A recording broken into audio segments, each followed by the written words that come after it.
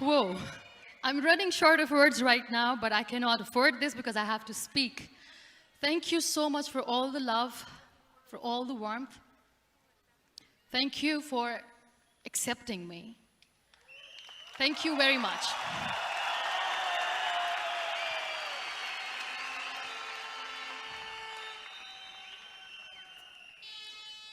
Well, I always start my talk with a disclaimer. And that disclaimer is that I've never claimed to be a motivational speaker. Yes, I do speak, but I feel more like a storyteller because wherever I go, I share a story with everyone. Well, it is a story of a woman whose perfectly imperfect life made her who and what she is today. It's the story of a woman who, in pursuit of her dreams and aspirations, made other people realize that if you think that your life is hard and you're giving up on that because you think your life is unfair, think again. Because when you think that way, you are being unfair to your own self. It's the story of a woman who made people realize that sometimes problems are not too big. We are too small because we cannot handle them.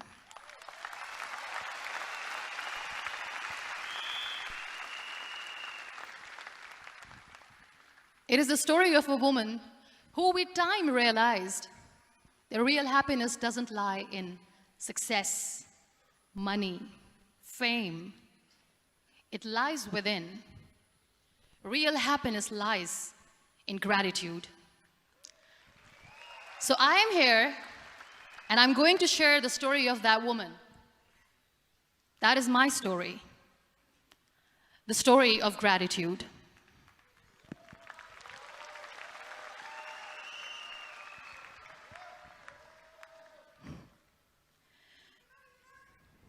I love you too. I love you all. I believe in the power of words. Many people speak before they think. But I know the value of words. The words can make you, break you, they can heal your soul, they can damage you forever. So I always try to use the positive words in my life wherever I go. They call it adversity, I call it opportunity. They call it weakness, I call it strength. They call me disabled, I call myself differently abled. They see my disability. They see my disability, I see my ability. There are some incidents that happen in your life, and those incidents are so strong that they change your DNA. Those incidents or accidents are so strong that they break you physically. They deform your body, but they transform your soul.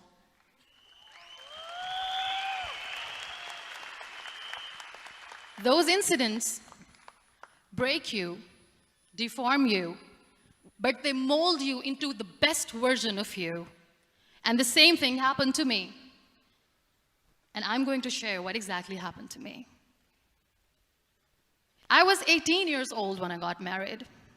And this thing I'm sharing for the very first time on an international level. I was 18 years old when I got married. I belonged to a very conservative family, a Baloch family, where good daughters never say no to their parents. My father wanted me to get married. And all I said was, if that makes you happy, I'll say yes.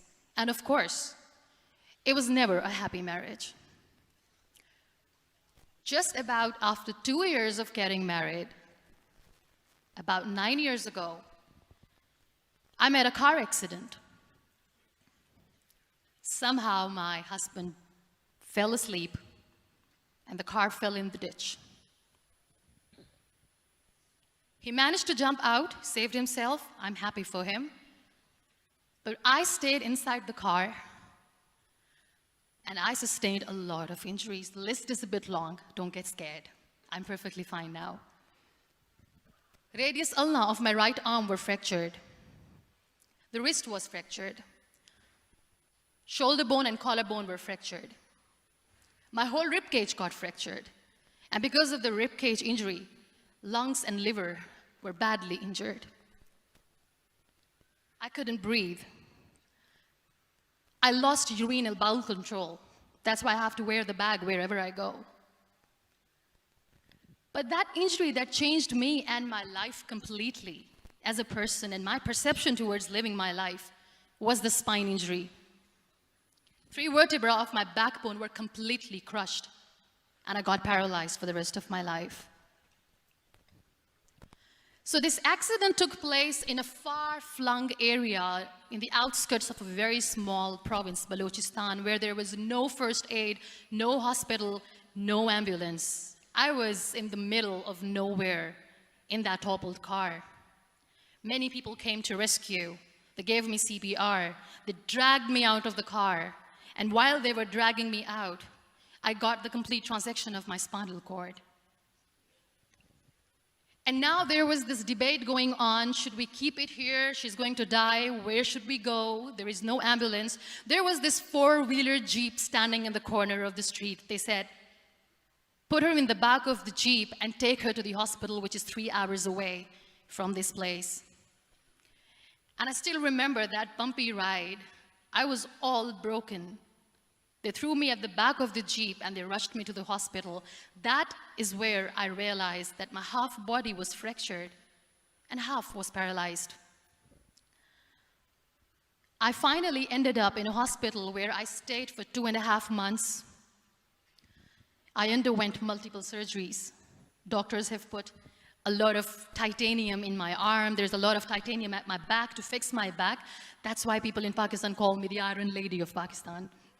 Sometimes I wonder how easy it is for me to describe all this all over again. And somebody has rightly said that when you share your story and it doesn't make you cry, that means you have healed.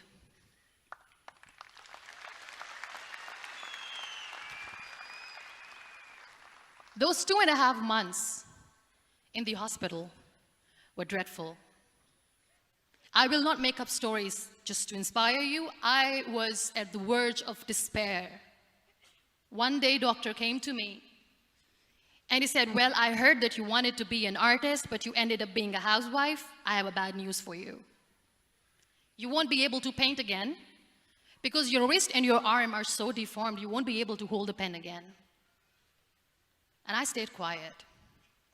Next day, doctor came to me and said, your spine injury is so bad, you won't be able to walk again.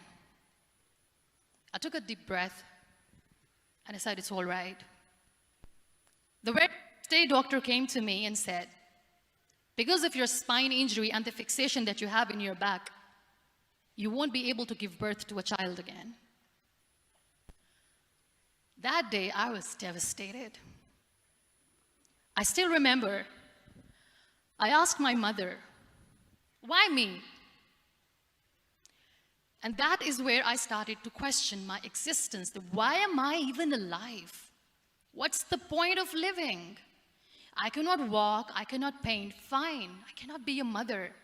And we have this thing in our heads, being women, that we are incomplete without having children. I am going to be an incomplete woman for the rest of my life. What's the point? People are scared. They think I will get divorced. What is going to happen to me? Why me? Why am I alive? We all try to chase this tunnel. We all do this because we see light in the end of the tunnel, which keeps us going. My dear friends, in my situation, there was a tunnel that I had to roll on, but there was no light. And that is where I realized that the words have the power to heal the soul. My mother said to me, this too shall pass. God has a greater plan for you. I don't know what it is, but He surely has.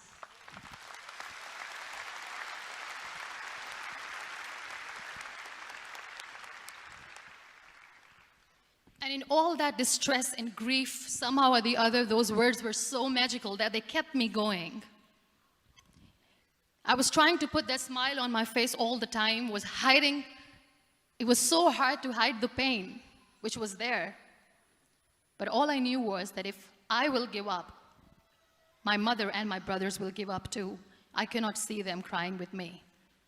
So what kept me going was, one day I asked my brothers, I know I have a deformed hand, but I'm tired of looking at these white walls in the hospital and wearing these white scrubs. I'm getting tired of this. I want to add more colors to my life. I want to do something. Bring me some colors. Bring me some small canvas. I want to paint.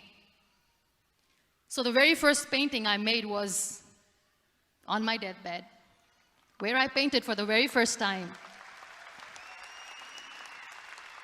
It was not just an art piece or just my passion. It was my therapy. What an amazing therapy it was. Without uttering a single word, I could paint my heart out. I could share my story. People used to come and say, "What lovely painting, so much color." Nobody could see the grief in it.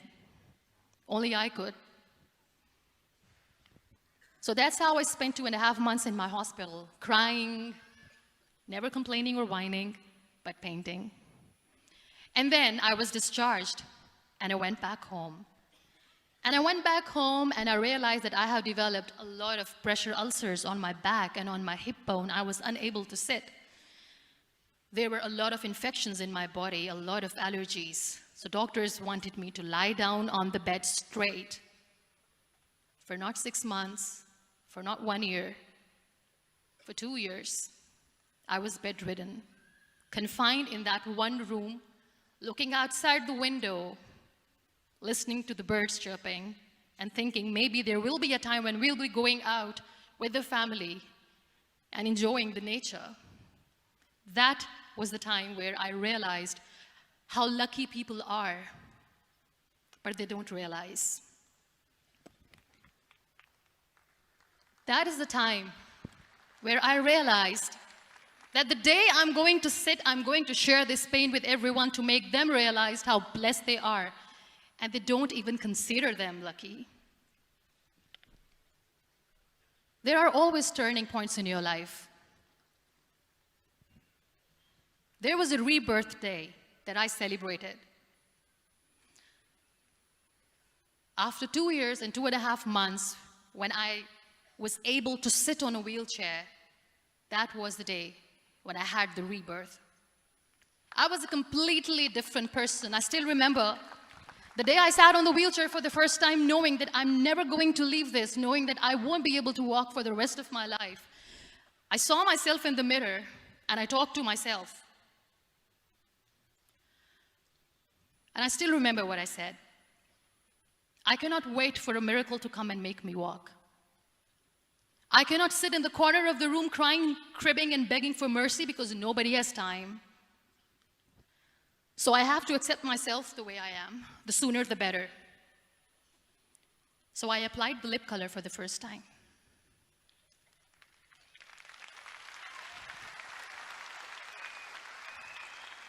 And I erased it. And I cried. And I said, what am I doing?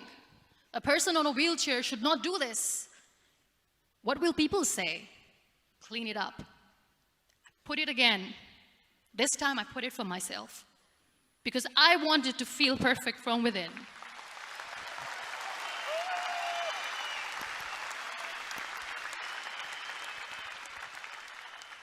And that day I decided that I'm going to live life for myself.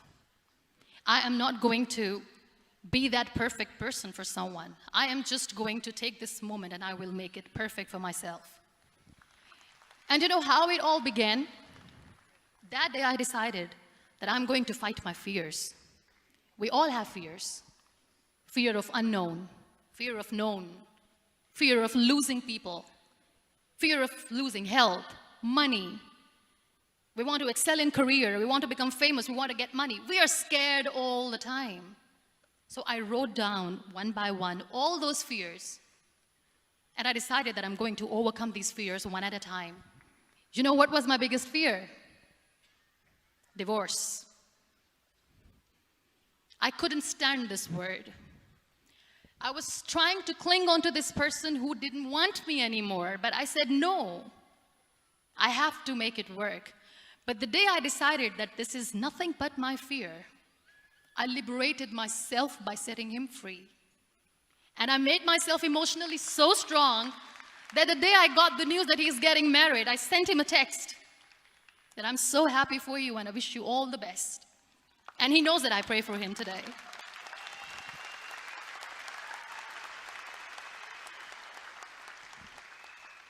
My biggest fear, number 2, was I won't be able to be a mother again.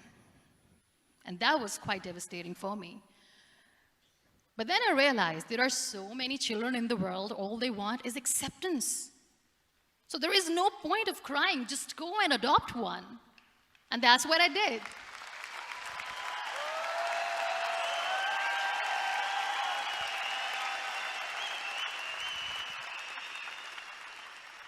I gave my name in different organizations, different orphanages. I didn't mention that I'm on a wheelchair, dying to have a child. So I just told them that this is Muniba Mazari and she wants to adopt a boy or girl, whatsoever, but I want to adopt a kid. And I waited patiently. 2 years later, I got this call from a very small city in Pakistan. I got a call and they said, "Are you Muniba Mazari? There is a baby boy and would you like to adopt?" And when I say yes, I could literally feel the labor pain. I said, yes, yes, I am going to adopt him. I am coming to take him home.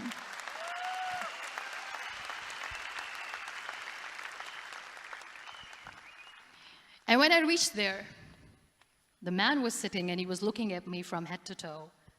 And in back of my head, I kept thinking that, oh my God, he's going to say she's on the wheelchair, she doesn't deserve it. How is she going to take care of him? And I looked at him and I said, do not judge me because I'm on the wheelchair. But you know what he said? He said, I know you will be the best mother of this child. You both are lucky to have each other.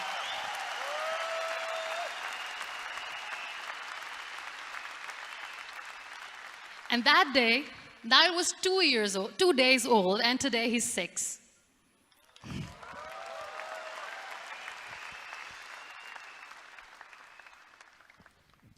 You'll be surprised to know another bigger fear that I had in me. It was facing people. I used to hide myself from people. When I was on bed for 2 years, I used to keep the door closed. I used to pretend that I'm not going to meet anyone, tell them that I'm sleeping. You know why? Because I couldn't stand that sympathy that they had for me. They used to treat me like a patient. When I used to smile, they used to look at me and say that, "You're smiling, are you okay?" I was tired of this question being asked, "Are you sick?" Well, a lady yesterday at the airport asked me, "Are you sick?" And I said, well, besides the spinal cord injury, I'm fine, I guess.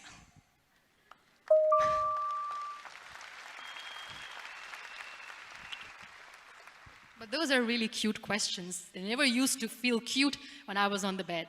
So I used to hide myself from people, knowing that, oh my God, I'm not going to see that sympathy in their eyes. It's all right. And today I'm here speaking to all these amazing people because I have overcome the fear.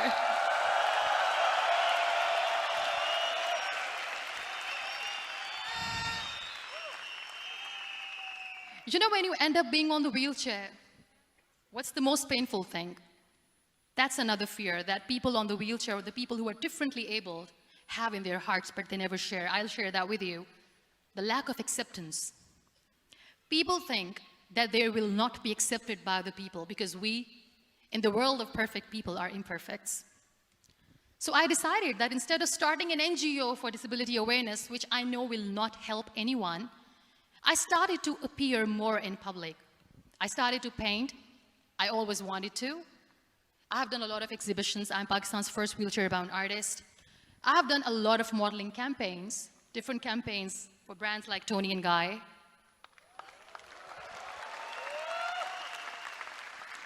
I have done some really funny, breaking the barriers kind of modeling. There was this one by the name Clown Town where I became a clown because I know that clowns have hearts too. And then I also decided that if I really want to make the difference, I am not going to let people use me for their polio campaigns where they will make you a victim and an emblem of misery and mercy and will say that, you know what, give polio drops to your children or they'll become like this girl. I decided that I'm going to join the national TV of Pakistan as an anchor person.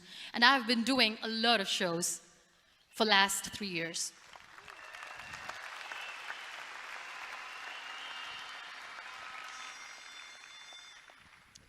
So when you accept yourself the way you are, the world recognizes you.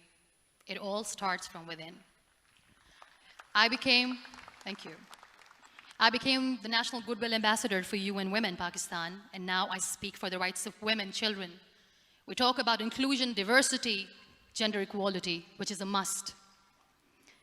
I was featured in BBC 100 Women for 2015. I'm one of the Forbes 30 under 30 for 2016.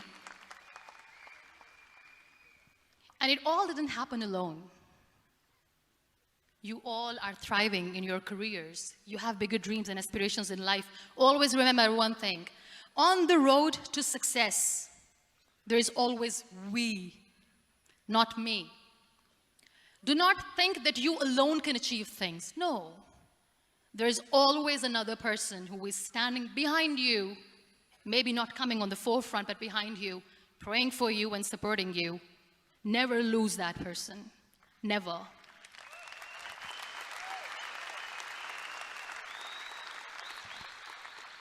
No matter how much I say that I couldn't find a hero, so I became one, I still want to recognize those 3 people in my life who literally changed my life completely, and I get inspiration from them every single day.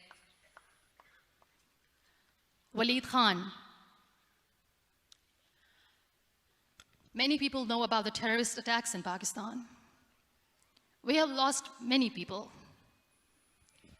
And I'm sharing this with a very heavy heart because we actually have lost a lot of people in this huge turmoil of terrorism. These people are barbarians. They do not see people. They're even worse than animals. They have killed people in mosques. They have killed people in churches, temples, even in schools. There was this terrorist attack in Army Public School, Peshawar, where these terrorists entered in an examination hall and they killed our children.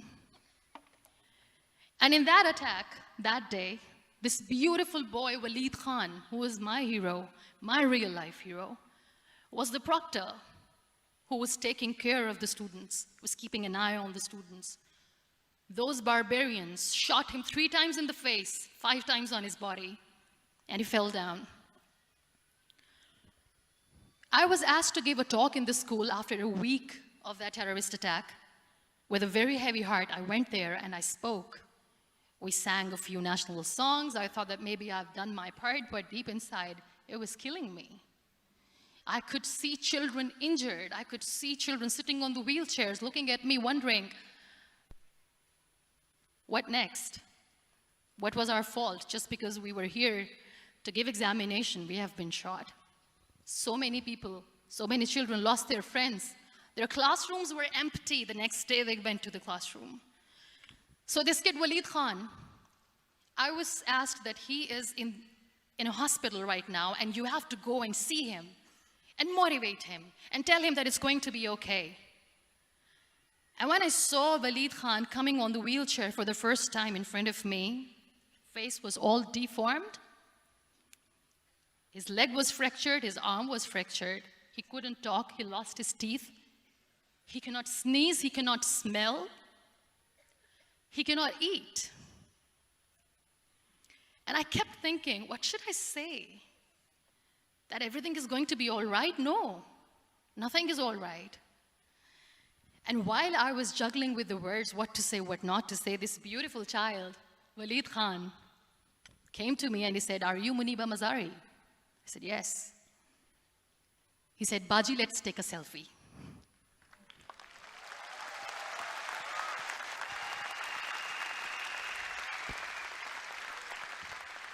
And with that beautiful, toothless smile of Waleed Khan, we took that beautiful selfie that I still have with me. I don't share that here because he was in a very bad shape that time. And that is where I realized that when I was thinking too much about his deformities, he's happy with himself. He doesn't even care. Because today he goes in the same school, and when somebody asks him that what happened to your face, why so many scars, you know what he says? "These scars are my medals and I wear them with pride."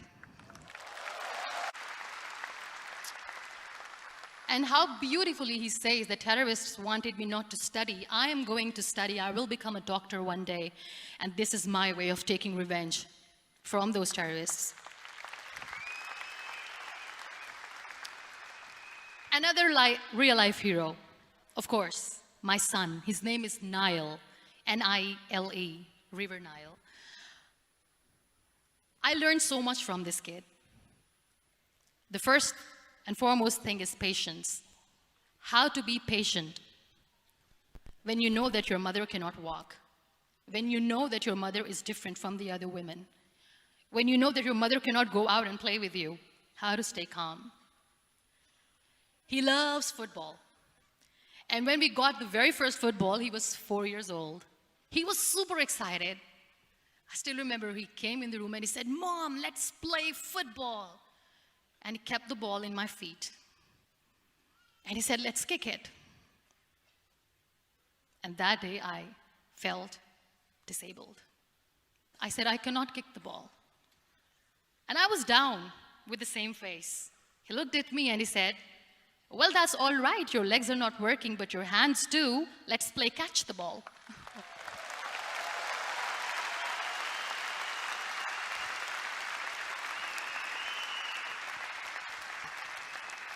You know what? That day he made me realize that when you think your glass is half empty, come on, your glass is half full. It's all in here and here.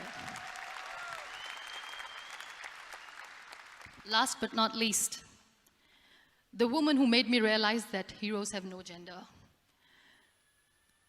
The woman who believed in me even when I was completely at the verge of despair, where everybody left, she was there. And every time I looked at her, without saying anything, she used to look at me and said, "This too shall pass. God has a bigger plan. And one day you will say that, oh my God, that is why God has chosen me." She never cried in front of me. She has always said that there will be haters, there will be naysayers, there will be disbelievers, and then there will be you proving them wrong. My mother.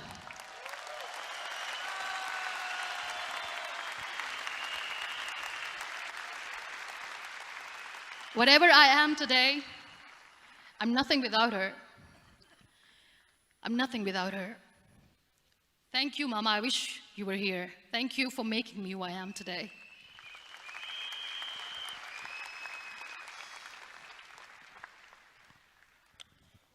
You know what? We human beings have a problem. Out of many problems, there is one more, and this is a self-created one. We always expect ease from life. We have this amazing fantasy about life. This is how things should work. This is my plan. It should go as per my plan. If that doesn't happen, we give up. So my dear friends, let me tell you one thing. I never wanted to be on the wheelchair. Never thought of being on the wheelchair. I was always aspiring to do bigger things, but had no idea that for that I have to pay the price to be where I am today. It's a very heavy price. This life is a test and a trial, and tests are trials are never supposed to be easy. So when you are expecting ease from life, and life gives you lemons, then you make the lemonade, and then do not blame life for that, because you were expecting ease from a trial. Trials make you a stronger, better person. Life is a trial, and with time you realize that.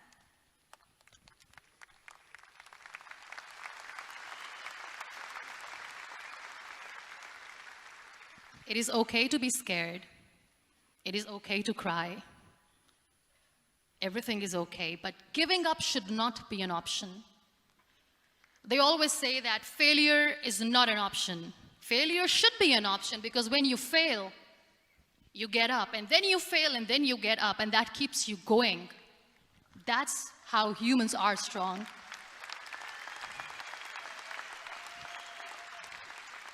Failure is an option, should be an option, but giving up is not. Never.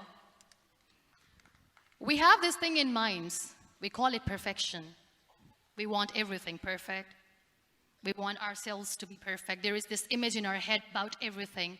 Perfect life, perfect relationships, perfect career, perfect amount of money that we need to earn no matter what. Nothing is perfect in this world. We all are perfectly imperfect, and that is perfectly all right. That's all right.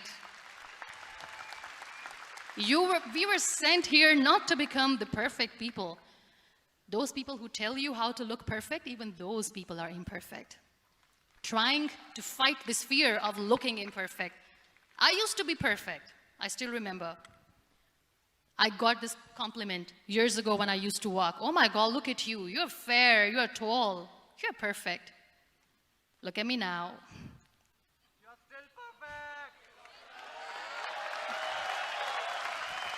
Only the perfect eyes can see that. Only the perfect eyes will see that. Only the perfect eyes will see that. So yes,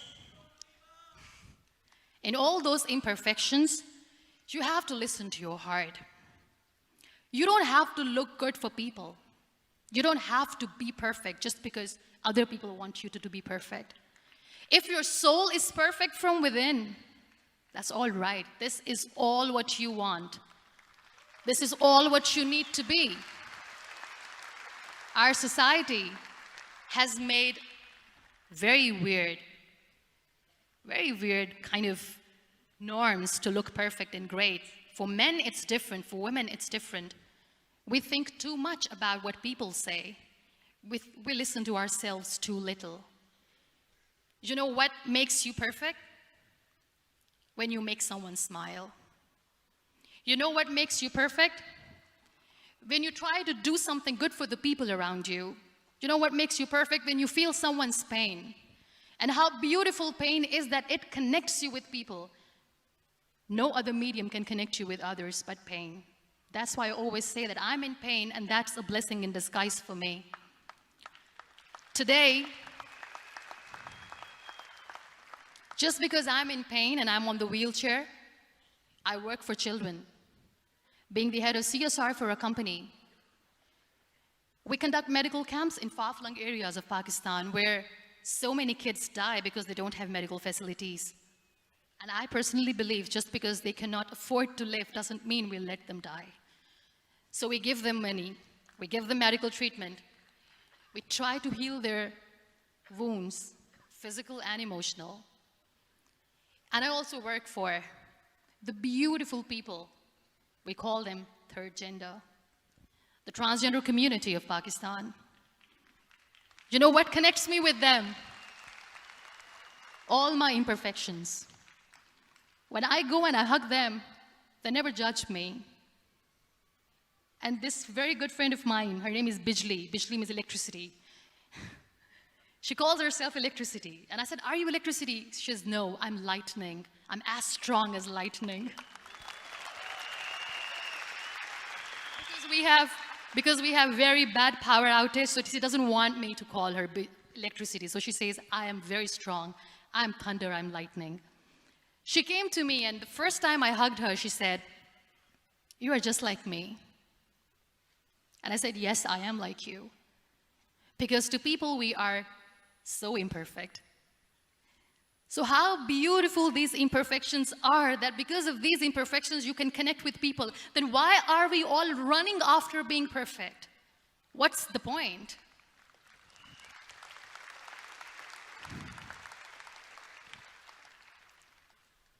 Every time I go in public, I always smile. It's always a big toothy smile on my face, and people ask me, don't you get tired of smiling all the time? What's the secret? I always say one thing, that I have stopped worrying about the things that I have lost, the people that I have lost. Things and people who were meant to be with me are with me.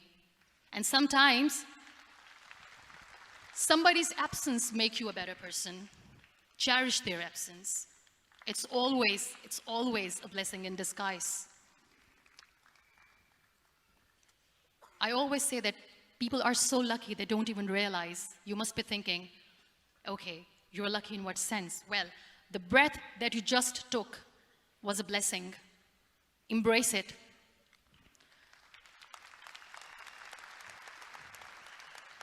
There are so many people in the world who are dreaming to live a life that you are living right now. You have no idea. Embrace each and every breath that you are taking. Celebrate your life. Live it. Don't die before your death. We all die.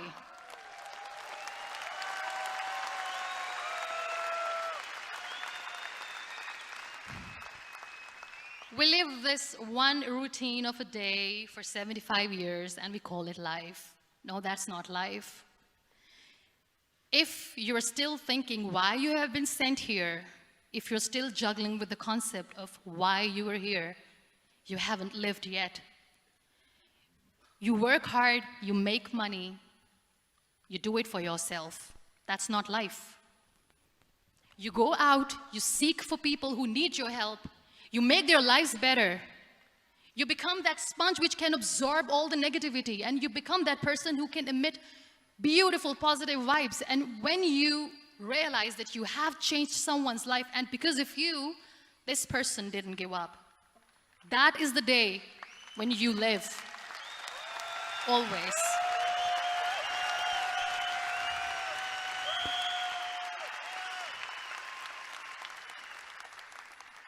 We were talking about gratitude, why I smile all the time. I cry all night when nobody sees me, because I'm a human and I have to keep the balance. And I smile all day because I know that if I will smile, I can make people smile. That keeps me going.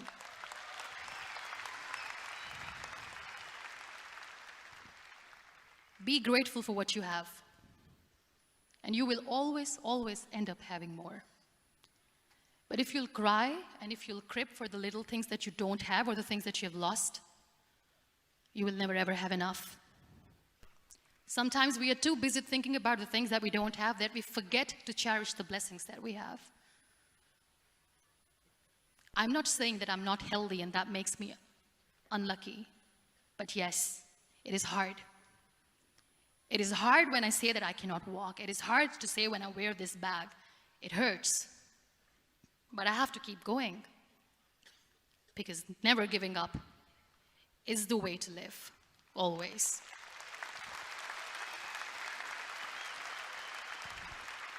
So I'll end my talk on a very short note. Live your life fully. Accept yourself the way you are. Be kind to yourself. Be kind to yourself. I'll repeat, be kind to yourself, and only then you can be kind to others. Love yourself and spread that love. Life will be hard. There will be turmoils, there will be trials, but that will only make you stronger. Never give up. The real happiness doesn't lie in money or success or fame. I have this all, I never wanted this. Real happiness lies in gratitude.